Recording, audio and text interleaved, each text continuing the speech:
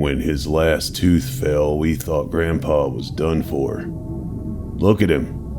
Won't ever hunt again, Daddy said.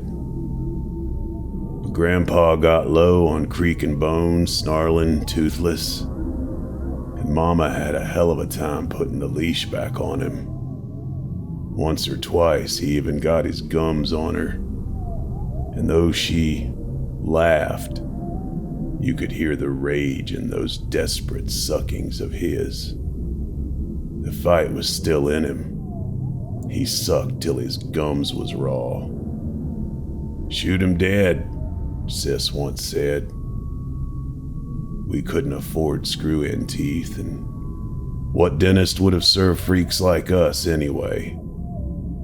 So maybe doing him like a dog would have been the right thing. Anyhow, no one did it, so Grandpa lived. We fed him burger scraps and cardboard soaked in grease mostly, and he ate it up, rattling his junkyard chain as he did, then licking his fingers clean. He got gaunt. Some days, he stared at us with awful hate. All the while, his fingernails grew and his toenails got that thick fungus, and he hadn't a place to sand either of them down because he didn't get out on the cement much. He never let anyone close enough to help. If you tried, he'd knock you over with his body and beat you with his head. He did Sis's nose like that, got her down, and smashed her face. She screamed something silly. She hated him god-awful after that, always giving him the boot when she thought wasn't nobody looking. Then one day, Grandpa got free.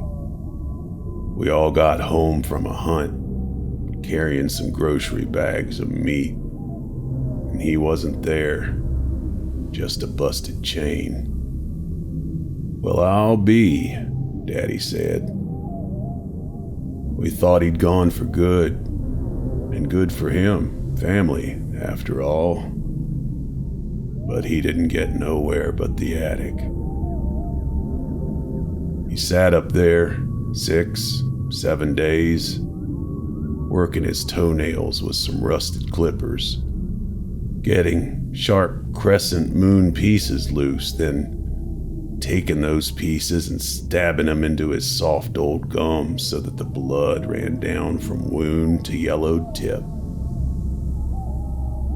The day he came back, I was in the kitchen. I heard him drop. Then Sis screamed, "Get off me, you old freak fucker!" And he must have got one of his fangs into an artery, because when I saw her, she already was on the floor, trying to keep the spurting blood in her body. But there ain't no fingers tight enough for that. He got Mama next, slamming her from behind right into the glass coffee table before biting out a chunk of her neck, still throbbing when he spit it out.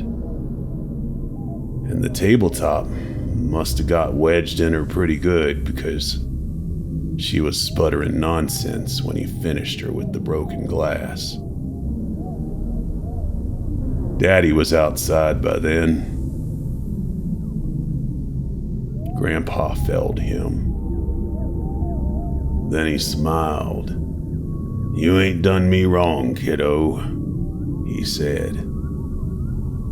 And that was as good a winner as any in the old times, with no bellies wanting.